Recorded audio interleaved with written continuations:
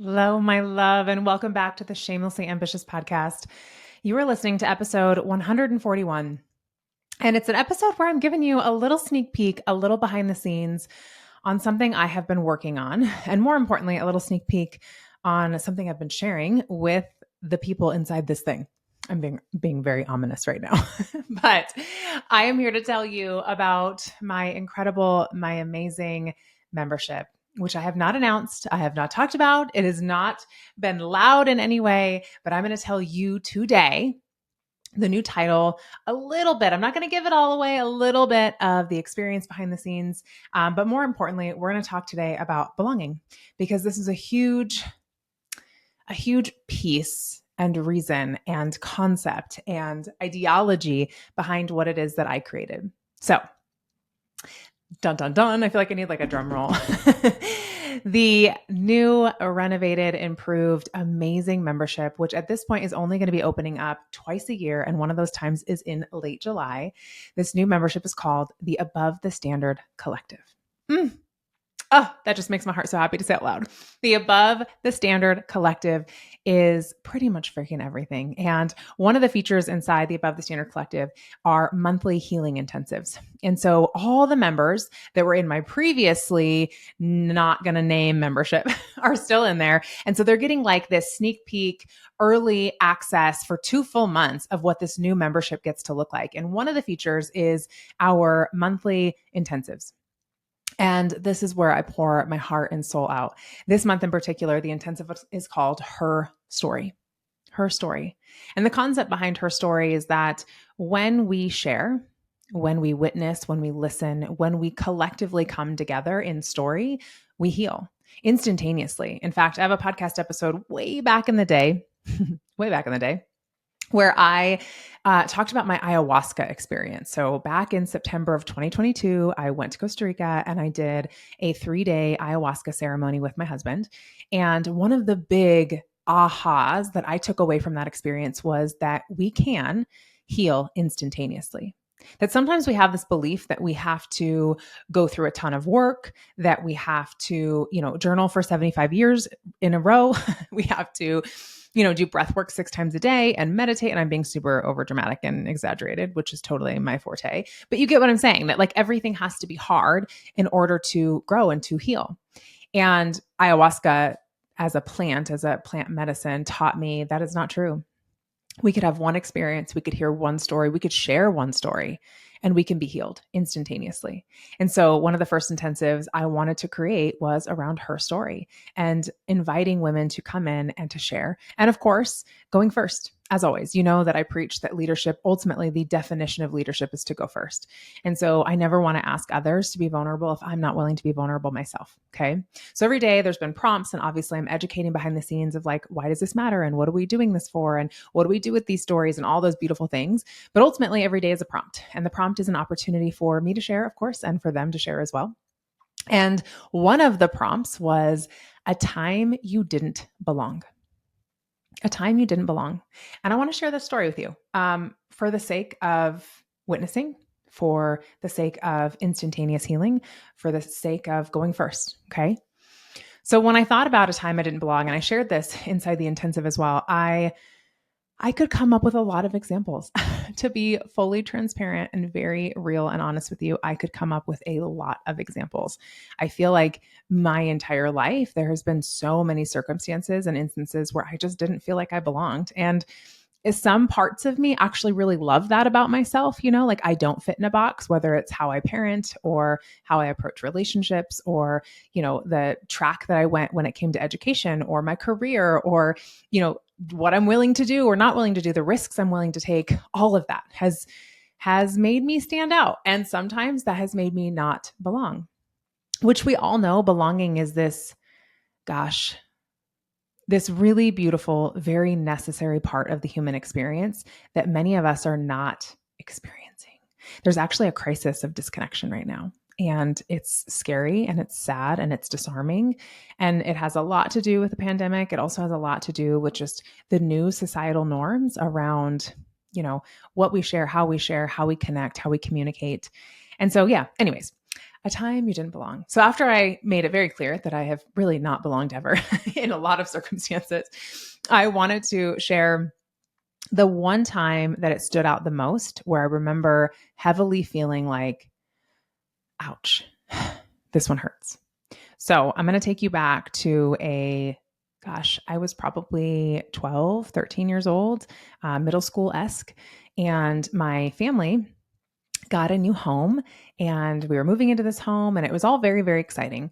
And I guess I have to give you some context of my family. So I was actually born to my mom and my biological father, who is a drug addict and an alcoholic and just a real, real bad guy. And around early on, my mother left him. And even also early, when I was in, 2, 3 years old, my mom met my quote unquote stepdad, who is ultimately my dad through and through. He's my dad. He's been there forever. I love him to death.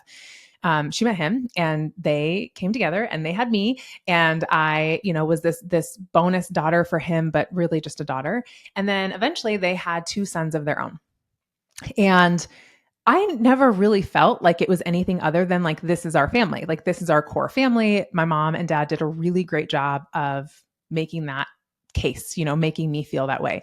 Now, of course, in those early years, my biological father was still in and out of my life. So there was, of course, this other dynamic, and he wasn't somebody to, in a lot of ways, not somebody that you looked up to. And so there was also some heaviness around that, of like, do I belong to this guy? Do I not belong to this guy? Like this, I don't want to be like him, but I'm also, honestly, innately like drawn to understand more of who he is and why he is the way he is. And of course, honestly, I could say probably my earliest memory of not belonging was when I figured out that he made decisions and choices in his life that ultimately meant that he didn't get to have me in his. And that felt really yucky. But going back to the story, they got this house. And I remember it was like after school one day and we were driving home and they were very excited to show us. I think it was like landscaping was done, but also there was this thing on the house. Okay.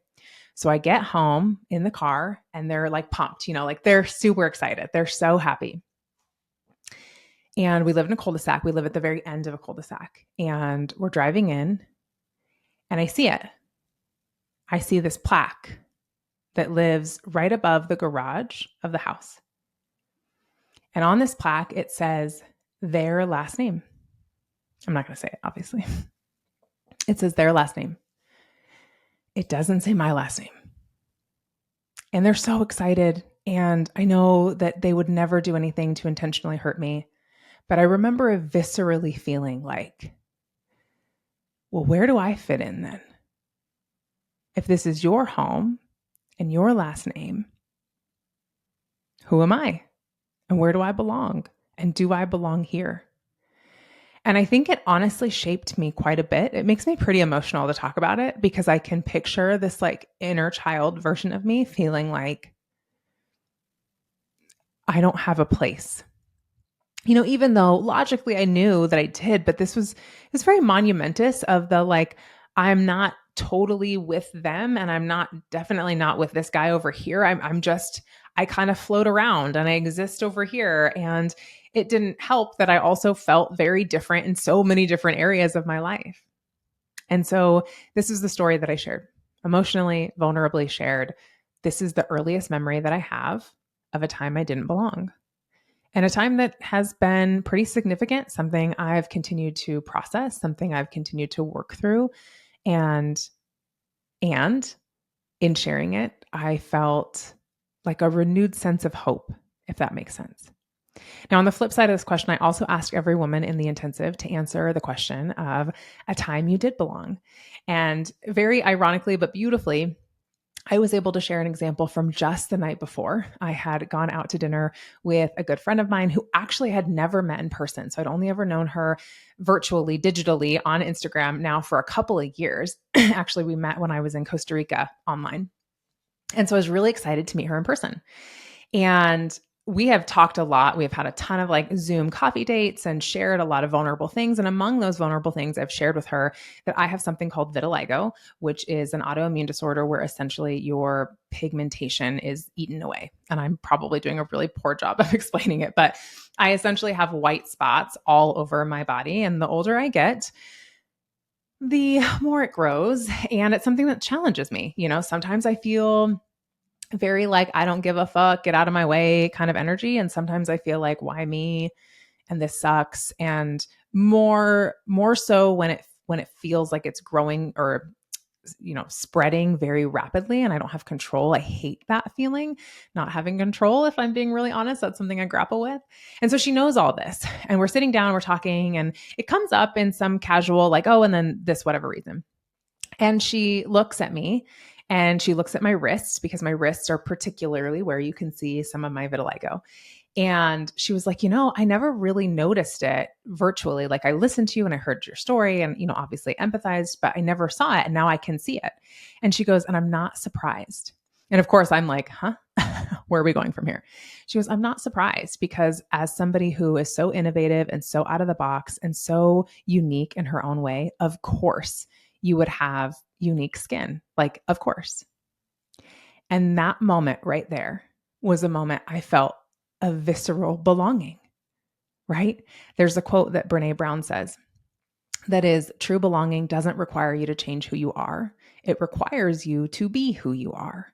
And in this moment, my friend, she didn't just empathize with me or say, oh gosh, that, I can't imagine, or that'd be really hard, or I understand that through the lens of this experience that I have. No, she said, I see you. I see that you're innovative. I see that you're outside the box. I see that you're unique and brilliant and bold. And in that, I see that your skin matches you. And that's really cool and really beautiful. And I felt like I belonged. Because, the truth of the matter is, and this is another really great quote from Brene Brown, because I'm just obsessed with her, I'm her biggest fan, is the opposite of belonging is fitting in. I want that to land with you. The opposite of belonging is fitting in. And oftentimes I think we confuse this. I think we believe that I will belong when people accept me, right? When I fit into this mix of mess or whatever the case may be, and I'm witnessed in that. But in truth, to belong is to be witnessed in who you are, loved and seen and appreciated in who you are. This is often why really intimate relationships hold such a soft place for us, and then can also feel really challenging if they come to an end, or even close friendships. Because you felt witnessed at some point, you felt like you belonged at some point. And when that belonging is ripped away from you, whether by your own choices or somebody else's, it's suffocating. It's suffocating. Belonging is powerful. And so when we talk about belonging versus fitting in, we're talking about being present in who you are without sacrificing who you are. So being present in who you are without sacrificing who you are. And that's challenging. It's challenging to ask yourself questions like, when have I not felt like I belonged? Or when have I felt like I've belonged? Or when have I taken big risks? Or who has imparted wisdom on me that changed the trajectory of my life? Or what is my butterfly effect? If you've ever considered the butterfly effect, is like it's a beautiful concept, but there's also a reel or trending reel that's been going around that I love so much, which is conceptually just sharing your butterfly effect. If this didn't happen, then this wouldn't have happened, and then that wouldn't have happened, and then I wouldn't be here in this moment. And I believe that that is, in essence, like how our story gets to evolve, of like every experience that we have is a very important experience. And I think that we as humans tend to just kind of move through life and experience life and not take a moment to write our own story, to witness our own story, to look back and go, holy cow, like if I didn't go to that one bar that one night that I didn't want to go, I wasn't drinking, I was completely sober, I was uninterested in men, and my friend didn't ask me who I found attractive, and I didn't say, I think that guy over there is attractive, and she didn't shove me into him when we walked by him, which, by the way, bitch, shove me into him, then he wouldn't have turned around, flirted with me the rest of the night, became the love of my life, and been a part of giving me our 3 beautiful children and this life that we live right now.